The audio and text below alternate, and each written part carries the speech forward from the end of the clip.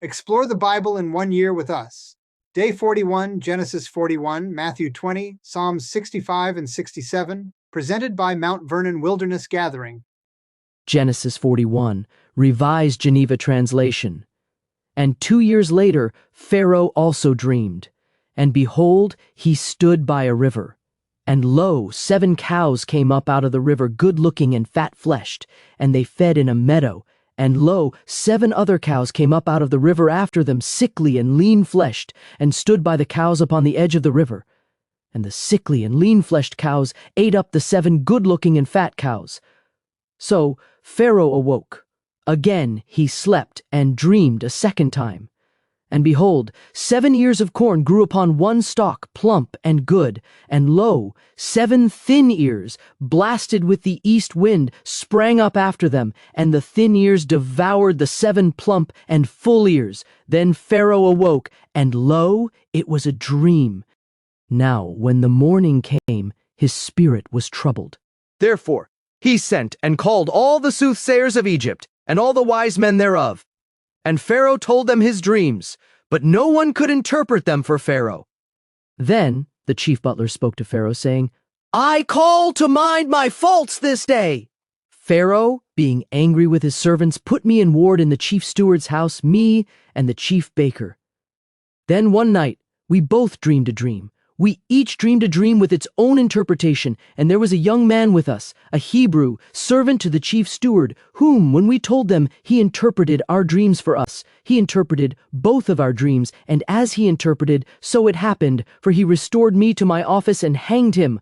Then Pharaoh sent and called Joseph. And they quickly brought him out of prison, and he shaved him and changed his clothing and came to Pharaoh. Then Pharaoh said to Joseph, I have dreamed a dream, and no man can interpret it. And I have heard tell of you that when you hear a dream, you can interpret it.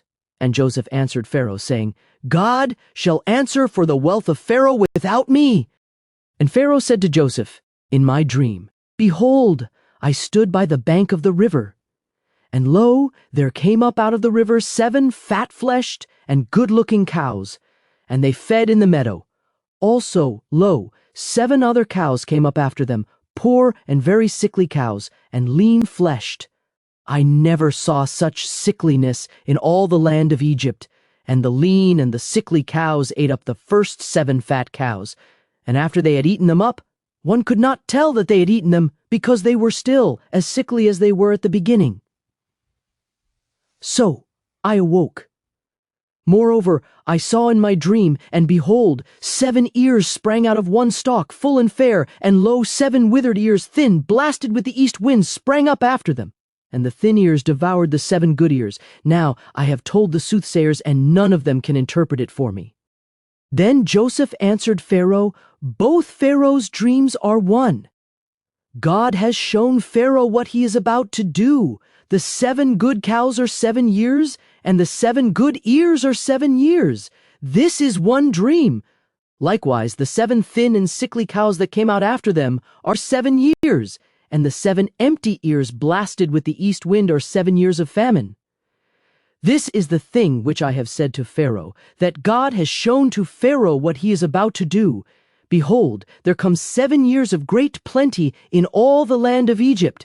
Then there shall arise after them 7 years of famine, so that all the plenty shall be forgotten in the land of Egypt, and the famine shall consume the land, nor shall the plenty be remembered in the land because of this famine that shall come after, for it shall be exceedingly great. And therefore the dream was doubled to Pharaoh a second time, because the thing is established by God, and God hurries to perform it. Now, therefore, let Pharaoh provide for a man of understanding and wisdom, and set him over the land of Egypt. Let Pharaoh make and appoint officers over the land, and collect 1/5 of the land of Egypt in the 7 plenteous years. Also, let them gather all the food of these good years that come, and store corn for food in the cities under the hand of Pharaoh, and let them keep it. So the food shall be for the provision of the land against the 7 years of famine which shall be in the land of Egypt, so that the land does not perish by famine. And the saying pleased Pharaoh and all his servants. Then Pharaoh said to his servants, Can we find such a man as this, in whom is the Spirit of God? Then Pharaoh said to Joseph, Because God has shown you all this, there is no man of understanding or wisdom like you. You shall be over my house. And at your word shall all my people be ruled. Only in the king's throne will I be above you." Moreover, Pharaoh said to Joseph, "Behold, I have set you over all the land of Egypt." And Pharaoh took off his ring from his hand and put it upon Joseph's hand, and arrayed him in garments of fine linen, and put a golden chain around his neck. So he sat him upon the best chariot that he had, except one. And they cried before him, "Abrek," and placed him over all the land of Egypt. Again Pharaoh said to Joseph, "I am Pharaoh, and no man shall lift up his hand or his foot in the land of Egypt without you." And Pharaoh called Joseph's name Zaphnath-Paneah. And he gave him Asenath as wife, the daughter of Potipharah, prince of On. Then Joseph went throughout the land of Egypt, and Joseph was 30 years old when he stood before Pharaoh, king of Egypt. And Joseph, leaving the presence of Pharaoh, went throughout all the land of Egypt. And in the 7 plenteous years, the earth brought forth abundantly, and he gathered up all the food of the 7 plenteous years, which were in the land of Egypt, and laid up the food in the cities. The food of the field, which was outside the cities, he laid up in the same. So Joseph gathered wheat like the sand of the sea in multitude, out of measure, until he stopped counting, for it was without number. Now 2 sons were born to Joseph before the year of famine came, which Asenath, the daughter of Potipharah, prince of On, bore to him. And Joseph called the name of the firstborn Manasseh. "For God," said he, "has made me forget all my labor and all my father's household." Also he called the name of the second Ephraim. "For God," said he, "has made me fruitful in the land of my affliction." So the 7 years of the plenty that was in the land of Egypt were ended. Then the 7 years of famine began to come, as Joseph had said, and the famine was in all lands, but bread was in all the land of Egypt. And when all the land of Egypt was famished, the people cried to Pharaoh for bread. And Pharaoh said to all the Egyptians, "Go to Joseph, and do whatever he says." When the famine was upon all the land, Joseph opened all the storage places and sold to the Egyptians, for the famine grew severe in the land of Egypt. And all the countries came to Egypt to buy corn from Joseph, because the famine was severe in all lands. Matthew 20, Revised Geneva Translation. "For the kingdom of heaven is like a certain landowner who went out at the dawning of the day to hire laborers into his vineyard. And he agreed with the laborers for a penny a day and sent them into his vineyard. And he went out about the 3rd hour and saw others standing idle in the marketplace, and said to them, 'You go into my vineyard also, and whatever is right I will give you.' And they went their way. Again he went out about the 6th and 9th hour, and did likewise. And he went about the 11th hour, and found others standing idle, and said to them, 'Why do you stand here idle all day?' They said to him, 'Because no one has hired us.' He said to them, 'You go into my vineyard also, and whatever is right, that shall you receive.' And when evening had come, the master of the vineyard said to his steward, 'Call the laborers and give them their wages, beginning at the last, till you come to the first.' And those who were hired about the 11th hour came, and each received a penny. Now when the first came, they assumed that they would receive more, but each of them also received a penny. And when they had received it, they murmured against the master of the house, saying, 'These last have only worked 1 hour, and you have made them equal to us who have borne the burden and heat of the day.' And he answered one of them, saying, 'Friend, I do you no wrong. Did you not agree with me for a penny? Take that which is yours and go your way. I will give to this last as much as to you. Is it not lawful for me to do as I will with my own? Is your eye evil because I am good?' 16. So the last shall be first, and the first last. For many are called, but few chosen." And Jesus went up to Jerusalem, and took the 12 disciples aside on the way, and said to them, "Behold, we go up to Jerusalem, and the Son of Man shall be delivered to the chief priests and to the scribes, and they shall condemn him to death, and shall deliver him to the Gentiles, to mock, and to scourge, and to crucify. But the 3rd day he shall rise again." Then the mother of Zebedee's children came to him with her sons, worshipping and desiring a certain thing of him. And he said to her, "What do you wish?" She said to him, "Grant that these, my 2 sons, may sit, the one at your right hand and the other at your left hand, in your kingdom." And Jesus answered and said, "You do not know what you ask. Are you able to drink from the cup from which I shall drink, and to be baptized with the baptism with which I shall be baptized?" They said to him, "We are able."